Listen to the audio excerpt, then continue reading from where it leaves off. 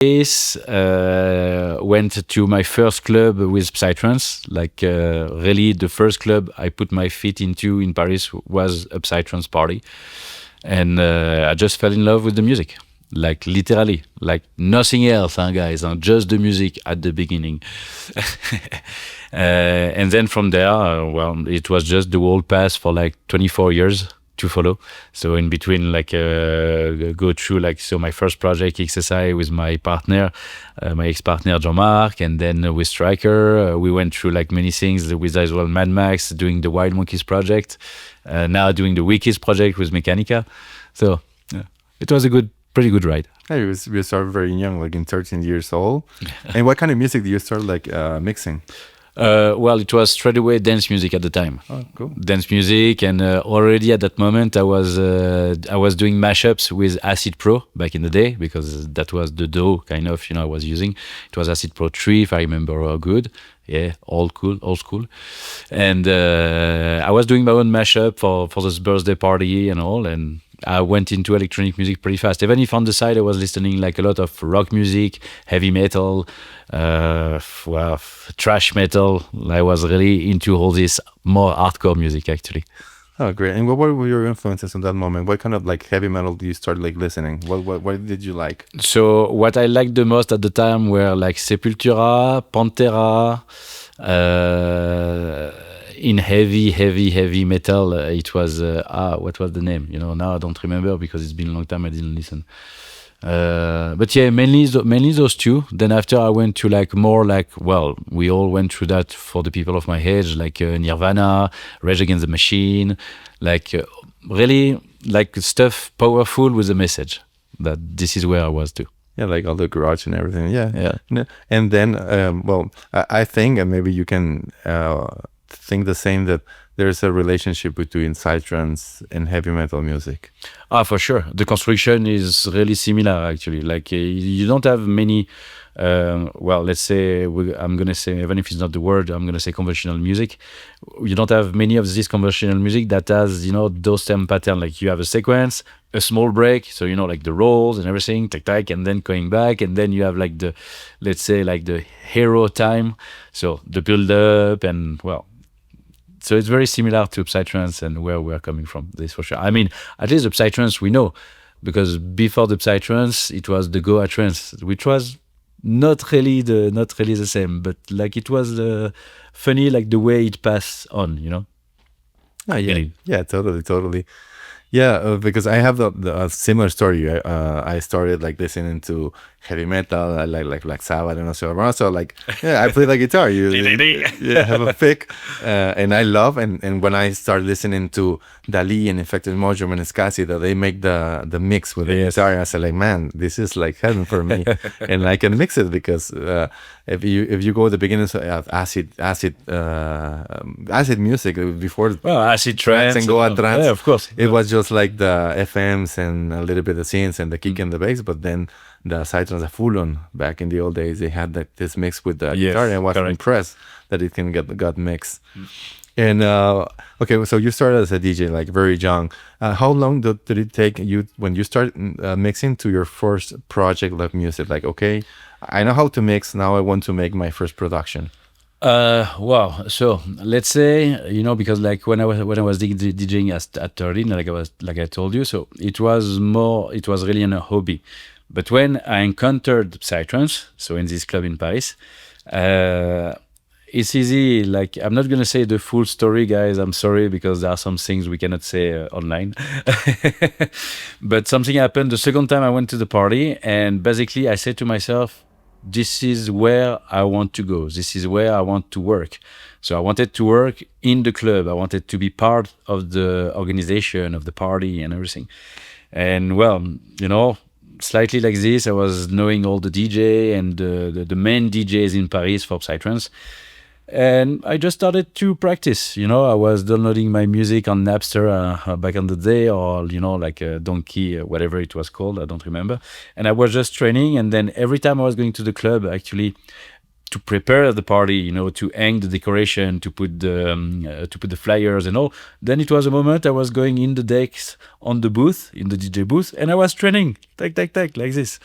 And it took what, 1 year until I met my former partner of XSI, Jean-Marc, and it was almost instant that we started to make music together. XSI already existed at the time, and I just joined.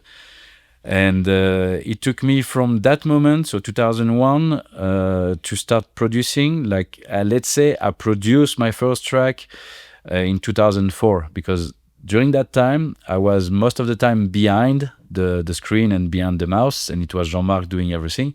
Me, I was giving the ideas, I was tweaking the synthesizer and everything. So it took a fair amount of time. But then after, as soon as I got in, it was like a train. Oh, it was pretty quick, man. No, that's great, because a lot of people take years and years and years, but it was very good because you already had a lot of experience mixing, and you had something that not every producer at the beginning had. You had experience on the clubs. You know what work. Yes. So because you can go to school and you can learn everything, how the sound travels and limiting and compressor and melody and everything, and you can be very smart doing music, but if you don't know what works in the way it's going to translate. Yes. Yeah, exactly. I think that's the more difficult. So I think it helped a lot, man. I know, but it was, that's why I'm saying this, it was a blessing. It was hard work, because basically I was working for free, for, I don't know, maybe for 2 years, 3 years, I was working for free in the club, because I was just doing what I loved. On the same time, I was going at school, I was doing my computer engineer study. And I was working for free, but this paid off a lot, because like you said, to be able to play in a club, so already to be in the condition, even when I was just training, and then after to play in front of people straight away, man. So this is the difficult part, but as well, this is why I'm saying this to you, for the new generation, for the young guys. I think many of you have done it already, but when you have opportunities like that, even if it's work for free, do it, because that's going to be the best way of learning, I think. Yeah, totally, completely. And yes, but it was very good that you have these opportunities and you took advantage of them, and you continue with your career as an engineer, and so that's great. So you have a lot of knowledge of numbers and everything, and how the notes are composed, because it's numbers, frequencies. And it is numbers, but that's the thing as well. It's that's why, in a way, even today for me it's still complicated, because being a sound engineer, mastering engineer, and as well making music and still producing, I think, quite a lot for all the work I'm doing on the side. It's I see both of the world. Yes, music is mathematics for sure, but then after you have all the emotion that you can try to be logic, or you can try anything you want. There is something that is happening, a click that is happening that has nothing to do with the math. And it's very hard to always travel between the two. Yeah, they're two personalities. There's a duality. Yeah. In the studio, it's the creative person, okay, you make all the mess and everything. And then next day is the mathematics engineer, okay, this is bad sequence, let me fix it. Completely. Yes, exactly.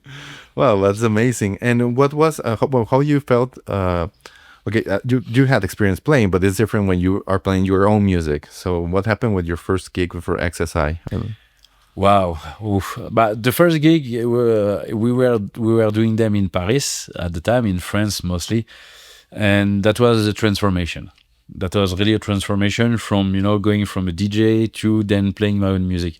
The transformation was that I was playing really, it was not because it was the music we were making or I was making, whatever. It was just okay, that's the music I want to play. That's the music I want to share with the people. That's what matters at the time. And that's why I always, kept producing as much as I could to play what I feel I want to play. Don't take me wrong, a DJ and artist are two peas in the same pod. It's one is not going without the other. But you still have two different ways. So for me, at that time, for the first parties when I was playing XSI, it was this. It was okay, this is the music I want to play all my life, if I can.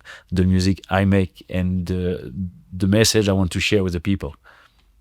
Yeah, totally. And I do that question because when you're a DJ, you look for the killer tracks, what is happening, right? What is like on hype on the clubs and everything.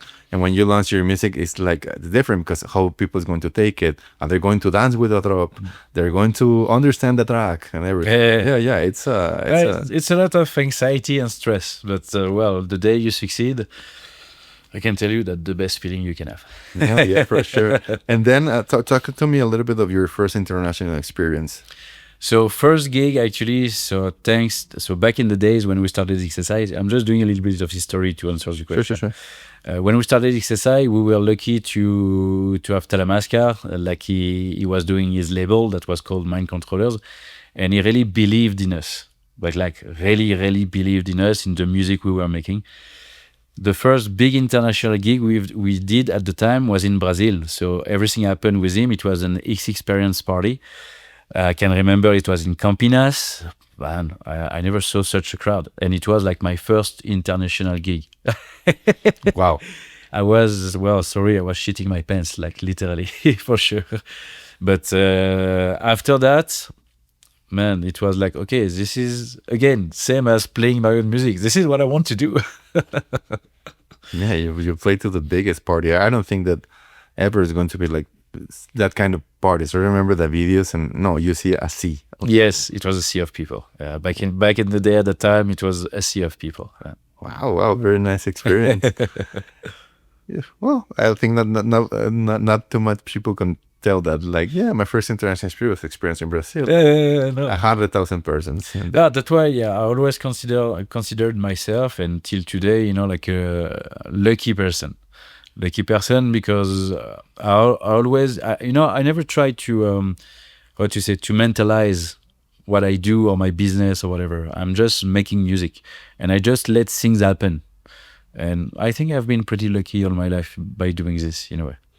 Yeah, but behind being lucky, you have worked a lot since you started. You always been constant and working, and yes, for sure. And yeah, I think that's everything, because lucky is one part of the formula. But imagine you have the opportunity to play and the experience, but if you have the ability to play, yes, that will be your last.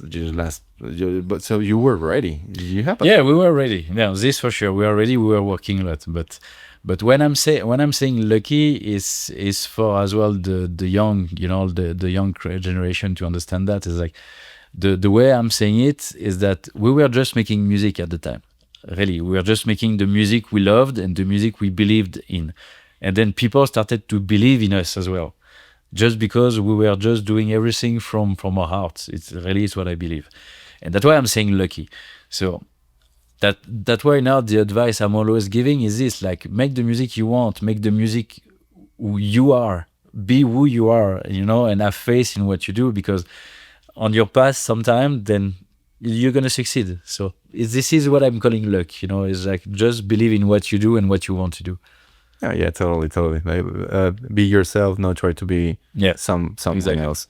Okay, that's the good stuff. And can you share some mistakes that you made during your career that you regret and say, okay, I learned a lot of this? For sure. But well, the other mistakes is like I was not mentalizing the business. So I said it was a luck, but as well, this is another of the mistake I made, because I believe I could have been, like, somewhere outside, even more than I am now, if I was paying more attention to the business side, like do the contact and everything. Like, otherwise I cannot think about like any other mistake that I've done. Well, for sure you have mistake when you play, like but this is not the point. Like, we are speaking about mistake in the career, I guess. And it's like well, nowadays specifically you need to be a bit smart. Yeah, to understand the business. Now we realize that it's not just the music. There's a lot of stuff going on. Exactly, especially nowadays. Yeah, you need to have like a presence in social media and followers and content and everything. It's not just make the killer music in the room. It's like yeah, totally. And let's talk a little bit about tracks. Like, what do you consider are your best tracks? This question is more to people to maybe the first time they listen to you, and I want them to go and listen to your music And listen to directly. those tracks. Okay. Yes. So this time we're gonna talk specifically Stryker. Okay. Okay. Well, one of my best track, so which is not my opinion, so but I'm saying it this way, is a track that I've done with my good friend Javier Bussolas that is called Psychedelic Doctor. So this is one side of me, of my music. And if I could say my favorite tracks, that were the tracks I was doing with Space Tribe at the time. Sex, Drug, and Rock and Roll. This one for sure. Clunk Clink, as well. Some track I did with my good friend Max, that was called Behind Your Eyes. You know, so those are the tracks that I really like. But then you have, as people who, well, as the fan knows and people will see as well, like Stryker, I have different faces. You know, like I do a bit of everything. That's the DJ in me actually, because I like to be able to swap the ambience. I don't want to do like, okay, I'm doing just full on, or I'm doing just psychedelic. Okay, I'm gonna do some progressive, some, let's say, more commercial, whatever. But the idea is this: is like to be able to make a DJ set out of my music with telling a story, you know.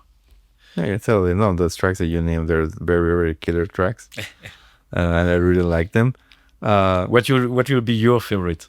From you? Yeah. The sex.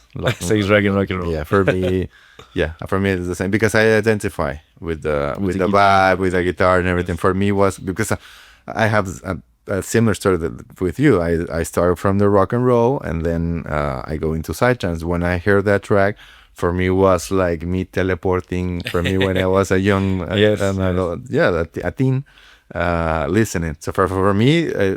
But behind the track was the message, all the elements that you mix. For me, that's what makes favorite, because it's like music. When you listen to a track, you identify in some place of your life. It's like nostalgia, or what it makes you feel. Yeah, you make a memory out of the music. Yeah. Yes. So when I listened to that track, was me, the little one, playing the guitar with electronic music, realizing that I can make that mix. And yeah, but for me, that's a special one. Okay. All right. Yeah, the other ones I listen, because I also I follow Space Guide, Space Tribe from a long time ago. So when I met you and made that music, say, okay, it sounds pretty good, but always there's some tracks that you identify more than the other ones. Yeah, of course. And also on the other side, what do you consider are your worst tracks that you really don't like? Wow. This is a tough question. I don't think there are many artists that can. What I can say, one of the track I don't like at all, I didn't like back in the days, was, it's one of the hit for the people, is Like That. At the beginning, I really didn't like the track. I started to like it because people loved it. You know? So it's like this, and actually this is a track I've made, like pretty fast. This happened very often as an artist, you make some tracks like, yeah, okay, cool, you put it on the side, and then yeah, and there are a lot of stories in music history. I don't know, Judas Priest, and when they make Breaking the Law, it was just a track just to fill the album. Yes. Black Sabbath, when they make Paranoid, is the same story. Like, they just make it good. Yeah, they just make it, and it's a killer track. Exactly. Yeah, and I think that the most great music always comes from that, because it's difficult, because you're like in a creative process, you're like in the mood and you're making music, but sometimes you are like more in a rush, and they say, okay, let's see how it works. Yeah, exactly. And I think it's wonderful about music, because sometimes you make a track and you're like, this will kill the dance floor, and then you play it and people are like, they're like, yeah, okay, cool. And you play that track that you make like from the last 5 minutes of the day, and people, wow, and it's exploding on the dance floor. Track. Yes. And you make a remix and everything. Yeah, no, but thank you for sharing. And I think it's part of the artist to identify which tracks are the favorites and all the favorites. Of course. Share a little bit. I already talked to Cedric, and he already gave me a background, but tell me about the psytrance scene in France. So what I can say, back in the days, my God, we had so many artists. Really, like the psytrance scene in France was huge. It was really huge. Like when it was during the Goa time, and it started to go into the full on, like the French touch, let's say, but you know, we say French touch usually for the house and everything, but at the time it was as well the French touch for the psytrance. Well, I think it's like in most countries. We had a lot of artists, a lot of parties, not a lot of love amongst each other, unfortunately. So always fighting each other, whatever, or unless, you know, it's your friends, so you have the teams, they are like that. And but it was great because it was really a way to actually, you know, like try to do the best you can do all the time. And the scene was growing, the scene was amazing, and then it started to fade away. Like, not speaking about the vibe and the parties and the people going to the parties, because like in France it's always been great for this, seriously. It's just like the amount of artists faded away slowly and slowly. And now now you can see you have like a new generation in the last 2-3 years, even 4 years, that is coming back. But it was a great scene, but it was a tough scene as well.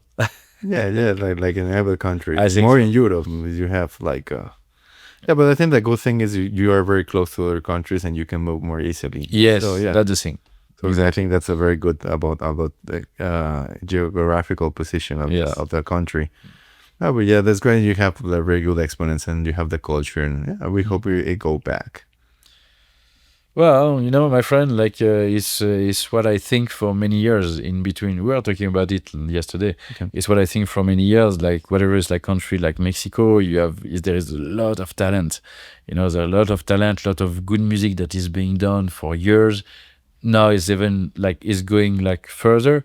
It's just like to have the opportunities, you know, like to play. Like you said, like in Europe, it's easier because we can travel, you know, in many other countries, so it's easier. But here for you guys, no, it's more tough. And same in Brazil. And now you can see how Brazil developed as well. You know, like for years and years, like Brazil was one of the biggest country for the psytrance, like Mexico was as well. Huh? You know, with big parties, with a lot of promoters. But then we were not seeing so many artists emerging from that time. And now you can see what's happening in Brazil, man. It's huge what they're doing. Yeah, no, that you can build a career in the country. You don't need to go. You don't need to go outside. But then after going outside, what makes well, I don't think it's the right word, but I'm gonna say it anyway. Is like that what makes it, you know, like recognized by your peers, you know, as well, in a way. Like, okay, oh, you went to play there and you went to play there. Yeah, it sells. Yeah, Yes. if I put a picture in my Instagram playing in France or Exactly. Germany or Brazil, it sells. It's like, oh, the controllers already go there and go there. Yeah, it sells. It Yes. sells. It's good for the media and also for the experience. Like, For sure. Yeah. Yeah. yeah, I'm from Monterrey. I come to Mexico City. I know you. You're from France. You live in Spain, or you live in I forget, Thailand. in Thailand. Yes. Yeah, but it's like good, like a Mexican and another person from all over the world chatting. And before going lunch with high profile, like, oh, he's from Greece, and we have a good time. So yeah, I think it's the magic of this. Well, that's that was part of the job description for me, 100%. I was like, when I heard what I'm going to be able to travel the world with what I do and love, where can I sing? Yeah, totally. Now talk to me a little bit of DJ Stryker, like how it was formed. Well, DJ Stryker, you know, like it was so by the end of XSI. Well, I'm not gonna say the story because we split at the time with my old partner, and you know, we had a good ride with XSI for 14 years. We've been doing music together for 14 years, so it's already a long time. And we split at the time, and it was just the moment that I needed to express myself. You know, I needed to express myself with the music. Like, okay, just put there what is in me. So you can say change of career in a way, not because still psytrance, but you know, like what I'm gonna say, it was a huge challenge, you know, to go from XSI with all the background and the music we've been, you know, used to make for 14 years, and then try to change completely. Well, not completely, obviously, but and well, yeah, it was received pretty good. Yeah, and why DJ Stryker? How do you get to that name? So yeah, DJ is something I added after. So the name was Stryker. Well, Stryker, the name will be like the explanation will be stupid, but anyway, this is what it is. I always go, like for a very long time, like my DJ name, my first DJ name was Spawn. So Spawn is the guy from the comic, like Spawn. Yes. Spawn. Yes. Yes. Sorry, French accent. No problem. And so the thing about this name, it was like the guy basically. Well, he was a bad guy doing good. Yes. Well, Stryker is in the Marvel, is in the X-Men, like is the guy is the bad fucking military guy that is basically doing really evil to everyone, but at the end of the day, what he's doing is because he had something in mind to do good. So it's a duality I always liked. And Stryker as well. So it was this, it was the fact that the name sounded cool. Yeah. I did choose it as well with numerology, if you guys want to look into it. So you know what it is? Yeah, well, I know a little bit of numerology and what it represents and the power of 3, 5, 7. Exactly. Yeah, but I'm trying to figure it out because, okay, Stryker identified the Marvel, like Wolverine, the military guy that do the adamantium and everything, because I'm a big fan also. But the Stryker, it says TR, it's 7? No. Yeah, it's a 4. Yes. Oh, yeah. Wow. Yeah, it's a 4. But anyway, so it was this, and because, like I said, it sounded cool. So, wow. Like you find whatever you can find. Like I didn't find something to define. Well, I almost named myself with my name Bart. Like why not? At the beginning, I was like this, but it was not very psytrance at the moment. No. Now it's becoming the way like this. Yeah, because now with all the techno, it's like use your own name and everything. Exactly. And back in the old days, it's like your identity, now it's more common, like in Dira Paranorto, Georgia and Giuli, that they use their name. But back in the old days, now you need to sound like cool. Yes. Yeah, like me, like beatcontrollers, we control the beat and the changes. Yeah. But the Stryker, when I obviously when I saw it, it's like, oh, this guy's an X-Men fan. Because I also love the Wolverine stories and everything. But yeah, it's good. And yeah, when you didn't have like some issues like for the Google stuff, like. Well, you know what? I didn't think about it at the time. Honestly, like this is one of the mistakes I would say I regret, but I'm not regretting because I love the name of the project, obviously. But yeah, with Google it was a problem because there is a medical company that is called Stryker. Then you have I think you have a German tank that is called this as well. Wow, the Stryker. So yeah, it was difficult to actually do the Google referencing. But after it's like everything is like, for example, when you go on YouTube, like now you tap Stryker, I'm the first to go up because of everything I've done, Yeah. Totally. After that, so. Yeah, when you get the Google verification, it helps a lot to bump the results. Yeah, but if you put another name that can match a superhero or a company. Like, hey, you cannot be the Apple. You will never. Exactly. No, that's what you don't think at the moment. Yes. No, but I think it's a very cool name and also a cool shirt. Like I told you, like. Thank you. I really like your outfit.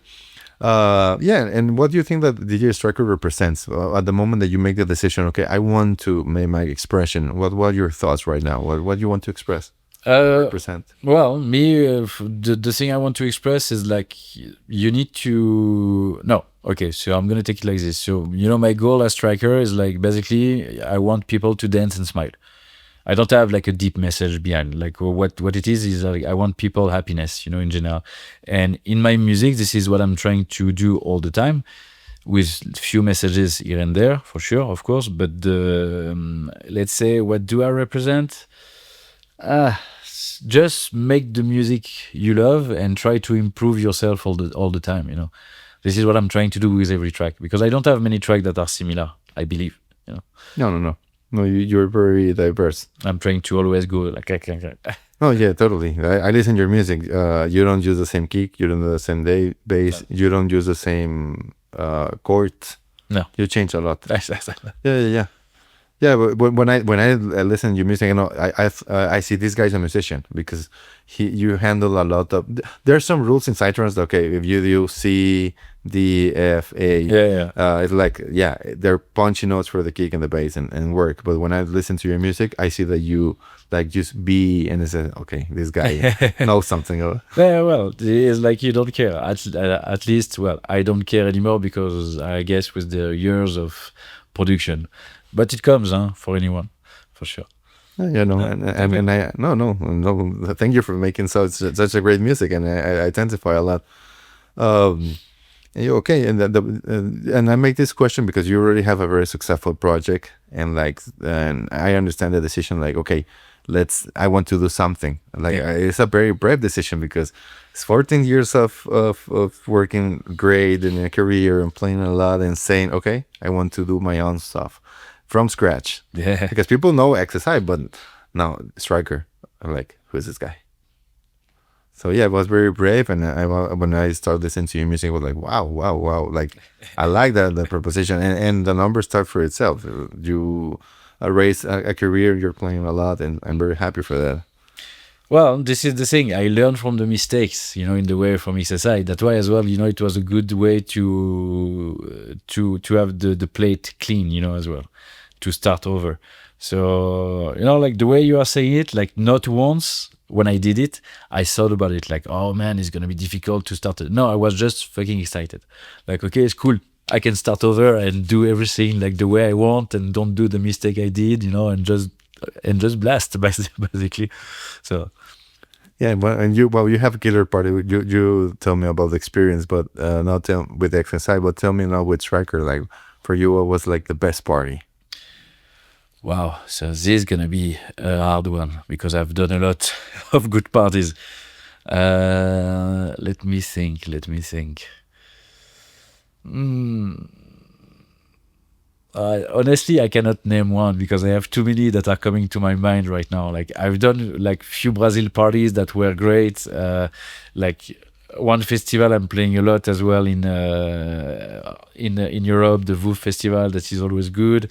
Parties in Japan. Honestly, I cannot name one. Yeah. Okay, but I'm sorry. Okay, but no problem. And maybe not name it, but the worst party or worst experience that you had. Worst. Oh my God, Brazil. Really?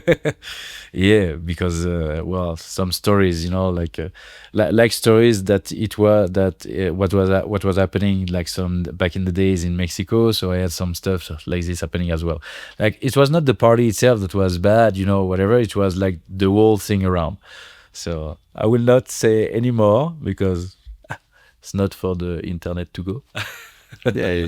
But yeah, definitely, like the worst that happened to me was in Brazil. Really, in Brazil? Not even in Mexico or country? No, Mexico, I've always been blessed, honestly. Like, because the first time I came to Mexico was in 2005, I think, as XSI, and I never had any problem here.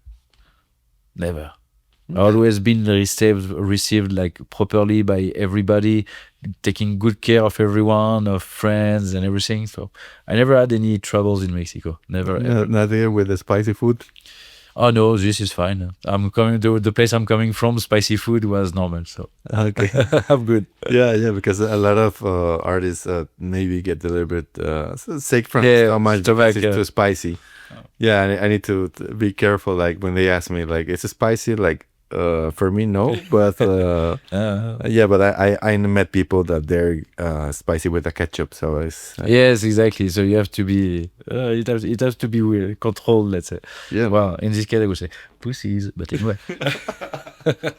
No, I think it depends how I don't. Well, I've been into Paris, and I like the food, like all the there's a lot of bread. Yeah, bread sure. with something and wine, and I love the I forget the name, they sell over €1 in Europe, the dessert that is like a round one, the macaron. I love them, man. I love them. It's like, I think that one of the things I've always been bringing, like very very often when like, okay, I go to play to a country and I'm gonna see some friends, or the promoters are my friend, or DJ, like, okay, what do you want guys me to bring? Macaron. No, man, they Always taste that. They taste amazing. amazing, man. The ones that they sell at the airport from La Durée. Yes. amazing. It's the best euro I spent in my life, man, Okay. for sure. So I know what I'm gonna bring you next time then. Yeah, no, we highly appreciate it. When I go to Thailand, I don't know, I will give you salsa or something. I don't know what you like. For sure, please. If you can bring like the hardest part to find are the actual maíz tacos. Not tacos, but the how you say already? Ah, damn. Like the round bread, the flat to do the tacos. The tortilla. The tortillas, tortillas de maíz. Ah, yeah, for sure. We don't find it, so please bring that. Yeah. It's very Mexican, and it's only here because if you go to the States, they have like flour, but it tastes the same. No. Yeah, but here no, no, it's very different. Yeah, for sure. I can change tortilla from macaron, no problem. Yeah, but well, I'm glad that you have a very good experience, and I make this question because it's not always what we show in the social media. We also have hard times, and during all these years, XSI and Stryker, have you ever in your mind like, I need to stop, I'm tired? Never. Like, well, there is one time I asked myself the question, like, what I'm doing here. I was not asking the question like should I stop? Like what I'm doing here. And but never, because there is something that I have. So whatever are the hardship that we went, when we were traveling at the beginning, because it was not as organized as it is today. Okay, before, man, it was really hectic. So even with all that, like a lot of stuff happened. Like there is something for me what matters. Like as soon as I'm behind the scene, I'm about to play, I have this ball in my stomach. Like the stress before playing, and I still have it today. And like it's what I say all the time. Like the day this go out, then I stop. So I'm not even asking myself the question, should I stop? Or should I do something else? It's like, unfortunately, I think psytrance is my blood, in a way. As much as I'm doing other things, whatever it's like related to music or not, I will always do psytrance and play psytrance for sure. Yeah, totally. Yeah. And how do you handle when you feel overwhelmed, like from making music? Because now we have a pressure to do tracks. And how do you handle when you're in the studio and nothing comes down and you're like, oh. Well, to be honest, it's something that happened to me for the last 2 years. This feeling, because as I'm doing a lot of mastering, like I'm working a lot in the studio, so I don't have the stress to produce. Sorry, guys. Thank you. So I don't have the stress to produce, because with the mastering, like let's say this is my job where I make money. So the stress I have to produce is mainly for myself. So to feel like, damn, nothing is coming out. I would like to make a new track, but there is nothing coming out. So the way I handle that, it's either I throw myself at work even more, and I leave, like the creative process to wait for a bit.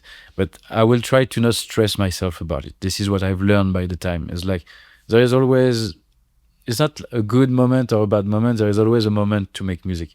And it's not because like you're going to force yourself to make tracks and you don't have the creativity coming that, well, it's going to change anything. It's like, you should just, it's what I believe, like feel, okay, cool. Now I have the vibe to make music and something is coming. And if you have stress, if you feel the stress, then do something else. I don't know, go run or do some sport or whatever.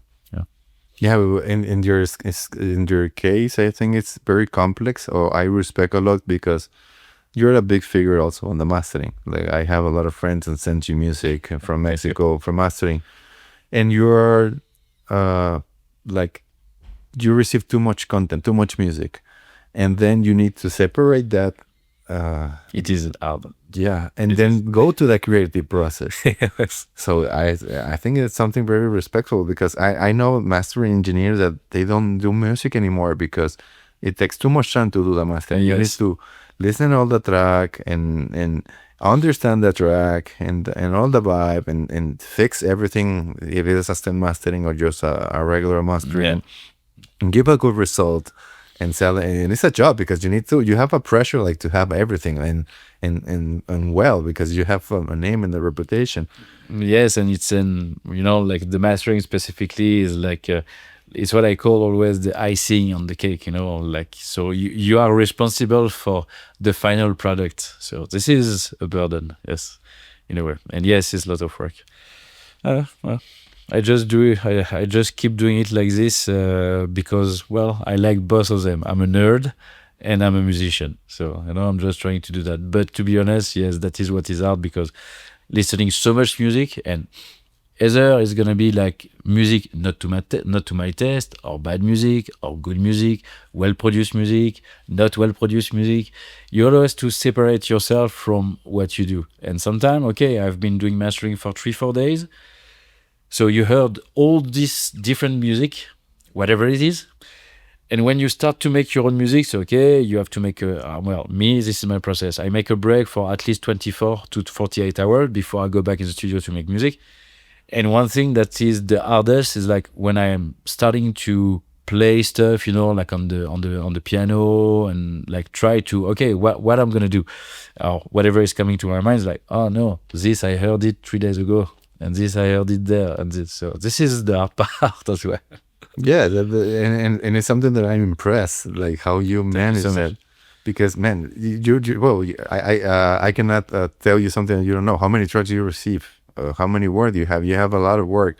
Every time I ask for mastering, they recommend Stryker, Domestic, some guys from Brazil, and you're like the big names on the scene. And yeah, it is what it is. And it's very difficult, like to music ideas, and then to bring something new, because it happens sometimes. I don't know. I recall a moment that I was, and I typically work on the weekends. It's like, for me, it's like fresh, no noise from the city, and like, okay, Saturday and Sunday to work. But I listen to heavy metal and during the week, and then I take the guitar. I have a MIDI guitar and I have a regular guitar, and I make some melodies, and I say, this sounds like the ghost track that I was listening to. Yeah, but at least, like if you're putting this to a psytrance track, like on the side, like you got inspired, so that's cool. But when you are getting inspired by the same style of music this way, like this is where it's becoming hard. Like most of the time when I'm getting inspiration for music, I'm going to listen so much different stuff, not electro most of the time. So, but yeah, you get your brain gets stuck with whatever you just heard like a few days ago. So that's hard. That's pretty hard. Yeah, when we get inspiration for everything. If we watch a movie, exactly. If we watch a piece of art, if you go to a country, you're now exposed to Mexico, can you get some inspiration? It's different than Thailand. Oh, I did yesterday night. Good. I'm looking for your next Mexico track. You will see. Mexican. Oh man, that's so nice. Yeah. For me, like it's like this is great to finally meet you and also talk about your experience and mastering. Just before, I want to know a little bit about how you get into like the decision. Okay, you start making DJ music production. How long it took? Like, okay, I want to master. I love the mastering. Oh, well, so first, as I said, I'm a nerd. So I'm a nerd in the way, like basically, like many people can relate about what I'm about to say. Whatever you buy, let's say you are buying like this Zoom, all right? You buy it. So the first thing I do when I unbox it, I read the manual from A to Z. Okay, so I'm a nerd in this way. I started to do like a computer engineering study. I was a programmer. So I like to go into the details of everything. And well, that's just how it went. It's like, okay, the production, because as well today, every artist, almost, we have to do everything. We have to, you make your own music, you have to care about your own mix, you have to care about your own arrangement, which is other style of music is not like this at all. And yeah, I just went down the road like, okay, so what is the only step I'm not doing? At the time, that was mastering, because we are doing all the production ourselves, or the mixing and everything. So the only thing I was not doing was mastering. So, okay, cool, let's try. let's try. And then that's how it started. Like it was for the first album of XSI, actually. We had sent the album, the first album of XSI, we had sent the album to another mastering engineer, and we were not happy with the result. So what happened? I just bought a book that, guys, I still advise this book a lot. That is called Mastering by Bobcats. So it's a very old school book, but still today I advise it. So I bought this book, I started to read. Then, like, I don't know, 1 week later, I went to rent some gears. So a compressor, a converter, an equalizer, a CD recorder. And then I just went full on for 2 weeks and did the mastering of the first album of XSI. That's how it started, actually. That's how it started. I was just learning myself because at the time it was not YouTube with the tutorials and everything. So just with books and everything, like trial and error. And it was mastering with like hardware straight away at that moment. We didn't have all the great plugins we have today. So that's how it started. Wow, that's great. Yeah, and for example, the book that you quoted, the notes are the notes, the frequencies are the frequencies. Yes. That doesn't change. No. The bass has the range, the melodies have the range. It doesn't change. Even if it's classical or electronic, if you manage to mix them like in the correct way without interfering, it's going to sound powerful and clean. But the thing is, like, so I'm sorry to say that is like, actually, so you're right, but at the same time, like, for example, specifically in electronic music and let's say classic normal music, you have different range of where the instrument gonna go. But like, for example, let's say like in normal music, the range for the bass will be like it will be said like to be like in between 80 hertz to 120 hertz. But for example, in electric music, it goes down to like 40 hertz. So we have like a different thing. So that's the thing that was complicated and that today is changing, actually, that I find really interesting. Is like before, when you were reading book on sound engineering and everything, so everything was tailor-made for pop, rock, classical music, which is really, in a way, far from how we should mix the electronic music, at least what I believe. And now you see more and more, actually, like masterclass happening in school that are really specialized more in the electronic music. So back in the day, I was really like, well, juggling with what I could. And this book that I quote, like you said, yes, you have all the frequencies, all this mathematic and logic stuff is still the same. But what was important in that book, that's why I always advise it, is the point of view.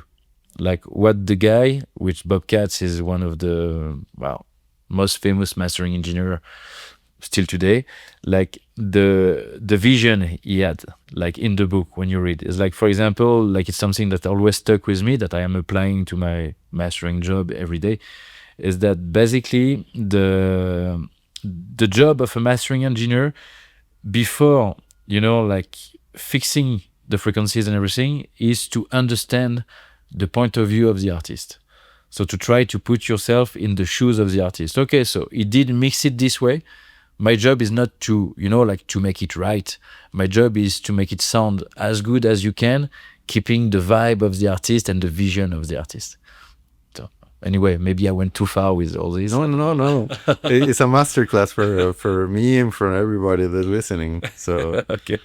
Yeah, no, for like tell you for us, your point of view is very, very important.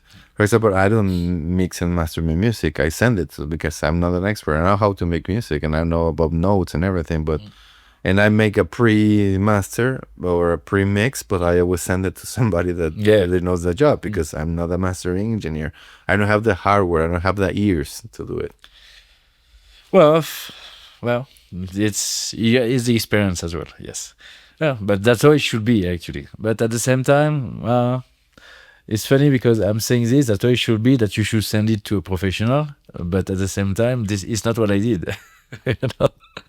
Yeah, but but you had a talent. You had the talent. You have the knowledge. You have, for example, I know how to play the guitar, but if you give me I don't know, maybe a piano, I will not be the same ability. Yeah, but you will learn it, I'm sure. Yeah, but I know I truly know all these years like everybody has their own talent, yeah, their own ability. No, I agree. That's true. yeah. So I know that I can play the guitar. I know how to make psytrance music. There are people like you, like very smart on that topic of mastering and mixing. So Well, if you say so. yeah, for sure, and a lot of people think the same. So yeah, no. So it's good. It's good that you like to read. I'm a guy that likes to read a lot, like how to improve everything, the content, the audio, the production, the video, the editing. Yeah, because technology is advancing so fast. Yes, and you need to keep like reading and reading like every day. Or at least every week, I go inside the forums like to see what is a new version of this synthesizer, this plugin, and that. Yeah, yes, sure. yeah, and a lot, and now we have a lot of information like how to do this or Yes, how to edit more fastly. Like at the beginning, when I make the podcast, I make the recording with my Mac and with my Universal Audio, and record it into a program, and they take it to Logic and do everything like I was a track, like limited and compressed. all the editing and everything. Yeah. Yes, and now it's like, okay, we have Adobe Audition. The masters of Adobe make a killer program to record voice. Yes. They have a plugin for podcast. They already know how to equalize the vocal and put like a compressor, and it sounds like amazing. Yes. You can listen on an iPad, on a cell phone, on the headphones, or in your car, and it sounds smooth. It sounds smooth. Yeah. So their engineers have already done their work, and I pay for that. Yeah, exactly. No, but yeah, this is what it is, and with the evolution of the technology, anyway. Yeah, and also the video, the compressive. Later on, an hour would last was like 10 gigabytes, 11 gigabytes. Now there are new codecs that keep the quality in 4 gigabytes. And 4 gigabytes. Yeah. So yeah, it's technology. We cannot fight technology. This. Yeah. So embrace it. I'm also an engineer, so I love technology and everything. And I had my moment to program, but right now I don't program too much. ChatGPT does that. And going a little bit of parties and going back to Mexico, what are your thoughts about OMMIX, like being more than 20 years on the psytrance and scene in Mexico? Man, it is an institution. I mean, it is an institution for the psytrance, I mean, the first, what was the first atmosphere I played as XSI? Maybe it was 2007 as XSI. So yes, it is an institution. What OMMIX have been doing for all those years, to keep the psytrance alive, with the big party is doing, always improving, and to show a lot of different music to everyone. So he's been doing a great job in between. Okay, you have the atmosphere. Back in the days, you had the Fantastic Festival as well. That is not happening anymore, unfortunately. The Equinox is still there. Then he did the music school. So I don't think there is another person on the Mexican scene that we can say, okay, they've been like there to support the psytrance and the vibe that we've been bringing, So it's amazing. I love it. Yeah, no, it's a very good experience. And you enjoyed yesterday the meet and greet was what do you think about that experience? It was weird at the beginning because it's not something I've done before. Actually, it was the very first time I was doing it. And but that's so cool to be so close to the fans and the people that they want to know you and to talk to you. It was really a great experience, actually. I'm happy that you enjoy it. You sign a lot of autographs and pictures. Yes, and people get the opportunity to know you. Exactly. Because that's the thing. When you're in a party, you just finished to play. It's gonna be hard to to spend some time or to have your mind focused enough to meet the person that you are seeing at the moment. Like during the meet and greet, it was like this. It's like I know that most of the people that I shake hands and I talked with yesterday, I will recognize them at the party tomorrow. I mean tonight. Yeah, tonight. No, totally. No, we're happy that we have you here back in Mexico. This is your home. What are your social media? Where can people follow you? So you can find me on Instagram at DJ Stryker Official, Facebook for the old school people.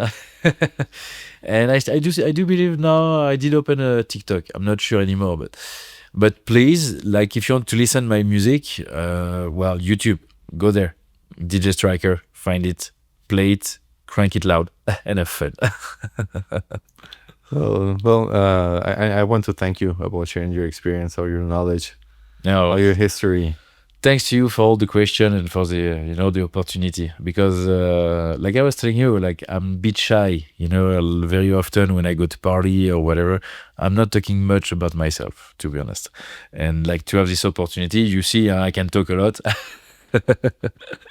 So really thanks to you for the opportunity and for all the question and all. I'm really glad.